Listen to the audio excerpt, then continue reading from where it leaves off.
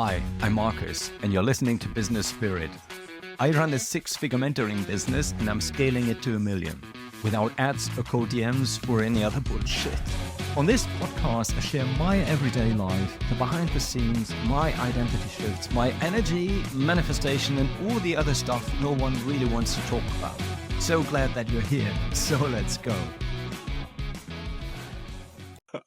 So welcome to your most favorite podcast. Yay! It's Sunday again. And today, there are people who will love this episode today, and there are others, who will hate it or hate me, for God's sake.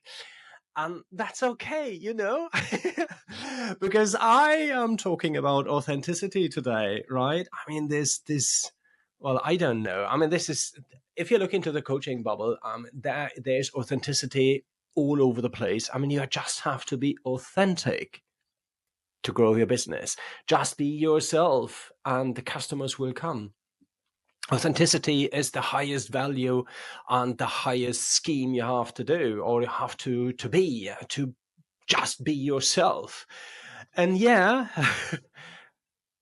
well, how shall I put it? I really like authenticity. And if I look onto my board, I do have my 6 core values. And yes, one of my 6 core values I'm really living by is authenticity. So why am I a bit skeptical about this whole authenticity thing in the coaching bubble? Well, let me start with the positive things, right? With maybe something what is meant behind it. Authenticity really comes out of this idea that most people don't trust themselves. They are not showing up in the world. They are not really being their true self. So a lot of people are thinking that, you have to be yourself. And yes, coaching and services is all about not pretending, but really creating a relationship and bonding between you and your customers. And we have all developed a 6th or 7th sense. And we identify people who are just faking it, who are just pretending, who are just showing off in the world instead of just being themselves. We all know this. We all have this, hey, I don't know what it is, but if I see this person, I have an itchy feeling in my stomach because somehow I hear his words or hear her words, and I also see what he or she is doing. But somehow I don't like him, I don't trust him. And this is simply because of the fact that we have the feeling and the sensation that that person is not really being honest. And for various reasons. So not being honest means, and this is the positive side and why a lot of people are talking about authenticity, is that they do not trust themselves, that they are still thinking, I have to be like, I don't know, like the most successful coach, or have to show up like this and that in order to get customers. And this doesn't work because people feel it. People know exactly when you're faking it and when you are not true to yourself. So yes, in this sense, being authentic really means, you have to trust yourself. You have to understand what your values are. You have to not say, think, do, and act like it's not you, right? And I recall a time when I was an interim manager and a consultant. I didn't feel like I was really doing what I wanted to do. I pretended a lot of times. I was wearing a proper suit. Right now, if you're watching me on YouTube and not not listening to the podcast on Apple, then just have a glance at YouTube, because then you see me. Today I was just wearing a hoodie. that I was at that point in time not doing what I really wanted to do. My soul was beaten up in that sense, because I knew I had to do something, or I thought and I believed I had to pretend to be the alpha male. I mean, the guy, who comes into a room, sitting with the board members, on the CEO level, and just be the tough guy, making tough decisions, which I had to do at that time, right? And I wasn't feeling all right, because it really got me. It wasn't that I was doing something which was really meant for me. I wasn't following my soul's plan. So for this reason, one of my highest values is authenticity, because I do not want to pretend any longer. I do not want to do something which isn't meant for me, which isn't meant for my soul. So therefore, coaching is for me one way to express myself, and also to talk like I wanted to talk to the people I'm supporting. And this is the positive side. Also to teach my clients that they are enough, that they do not have to add a new strategy to their work, because they have already come to a place where the business is working, but still they're looking for the new strategy in order to be more, or to get clients in a much easier way. And they were always thinking, hey, is there something I'm missing? And yeah, in this sense, or in this situation, I'm always teaching them, hey, look at what you have done so far, what you have reached. I mean, how many successes you have done, how many up and downs you have survived in your life. So you do not have to pretend. You do not have to learn something new, a new strategy. You are enough. It is okay the way you are, and the way you are, you can show and present yourself to the outside world. In this way, authenticity is perfect, right? On the other hand, authenticity has really become the mantra in this whole personal branding thing, and especially in the coaching scene.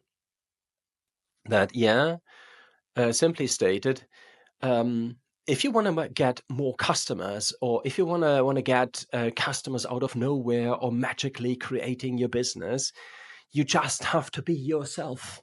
Just be authentic. So, and authentic has become the magic pill to create and scale a business, and to create and scale the way you're operating as a coach. And this puts a lot of coaches under enormous pressure, because now they are focusing on, again, how do I need to show up to be seen as being authentic, so that my customers are booking what I'm offering. So in a way, it is this well, I mean, sometimes I'm calling the authenticity thing is just people pleasing on purpose, because you are now again identifying what you have to show and what you're not showing, and in order to get customers. And this "in order to" is the bit. And this puts a lot of people under enormous pressure, because if I'm stating to somebody, hey, just be authentic, there's no clear answer. What does it really mean? Does it mean that you have to just show and tell and talk and walk like the person you are right now? Just be yourself. I mean, this is what we're stating when we're talking about authenticity. But this is not what we as coaches really want to do. I mean, we are on a journey. We are on a journey on a self-development path. We want to build a business. We want to create a business. I'm on my way, to scale my business from 6-figure to 7 figures. And I know that I have to, of course, have to look into strategies, but the main issue, or the main thing I have to change or to adapt, is really to become the future version of myself, the one who is already running a 7-figure business, and to step into that identity. And that is not something new, or that is not something I have to learn. I just have to remember. And this is what I strongly believe. But this means also that the identity, or how I am right now, is not fixed. I am developing all the time. So what authenticity means in that sense is that I constantly have to evaluate how much I have already stepped into my future identity right now. And this is what I mean authenticity should be. The marketing game and all the other coaches and all the other business coaches are just teaching you, hey, you have to think about how you show up. And this is, again, I mean, there's just the simple branding and marketing stuff. Like, okay, how do I talk? How do you need to talk? How do you show? How do you dress? What kind of branding, what kind of colors do you have in order to attract the right people? And I'm not saying that this is wrong, but it puts a lot of pressure on you. So instead, what I would say is that you don't have to think about authenticity, but it's really embodiment about your true identity. So that you, on your personal journey, really have to be aware that you are on a journey, that you are growing, that your identity is not fixed. But the more you grow, the more you leave stuff behind, and the more you become the version of your future, the one who's already having your dreams. And by doing so, you have a clear distinction between your personal growth and your business. On the personal level, you understand this, and then you have to identify, okay, if my future version of myself am I really embodying it right now? I mean, how is he or she moving? How is he or she talking? How is he or she operating in her business? What is he thinking about making decisions, taking risks? I mean, that future version of yourself.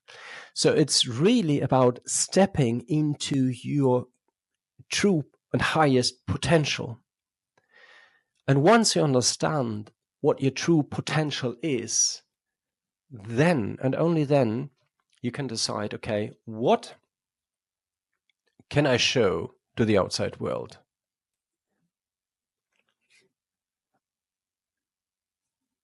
What would my future version show to the outside world? And it's not that pretending, and it's not that coming out of this motivation of, okay, what do I need to show in order to my customers liking me or buying stuff? It's more, who am I really, and who do I need to become to really run this 7-figure business? And while identifying exactly how I need to operate, how I need to show up, then to identify, okay, what of this do I have to show? And then customers or potential customers will feel that you're honest. They will feel that it is, yes, it's about you, but it's also about them. But because you are taking them with you on your journey, so that you together are on a journey, that you are together creating the wave, the ripple, the dent in the universe, that you are not saying, hey, look how good I am. It is, hi, look my past, look at what I have learned, look on who I have become. And I know what kind of obstacles I have overcome on my journey. I know, okay, what things do I have to work on to become the person? And I'm sharing this, not because I want you to become a customer, but I want you to join me on that ride.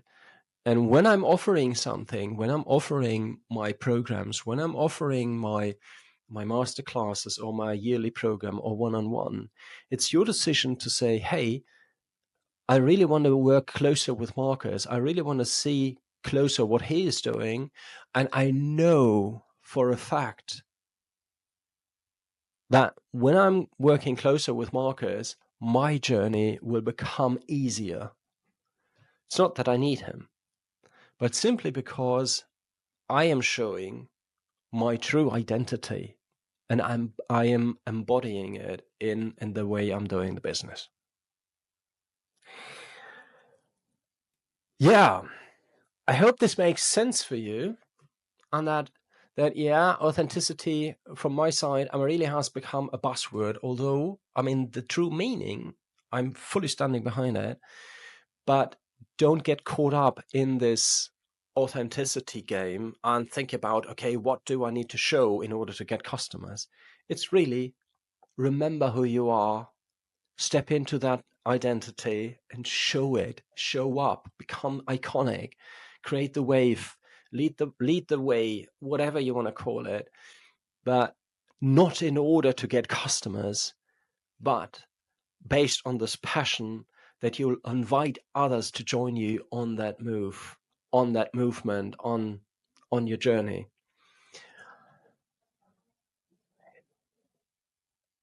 Yes. Okay. So this is what I wanted to talk about today, and I completely forgot about talk about. The wins this week. Right. If you're on YouTube or if you're on Spotify and see my video, you see that one win was that I was really at the what is it, barber, hair cutter. So I really have cut my hair, or let my hair cut really short. Maybe this was too short. Although that's probably not a win, but that's something I did this week. Also, crossing the line was brilliant this morning. I'm in this masterclass, and I'm also preparing something for end of the month, which I'm working on, and therefore I came up with this authenticity game, and this authenticity stuff. All right, so that was it for this week. So you can do me a great favor. Well, leave a thumbs up on YouTube, on Apple, on Spotify if you like this podcast, and then definitely forward it to everybody who you think could benefit from this podcast. I wish I had this kind of information when I started, for a fact. And this is what I wanted to talk about. So have a great day, have a great evening, and have a good and fabulous start into the next week. See you.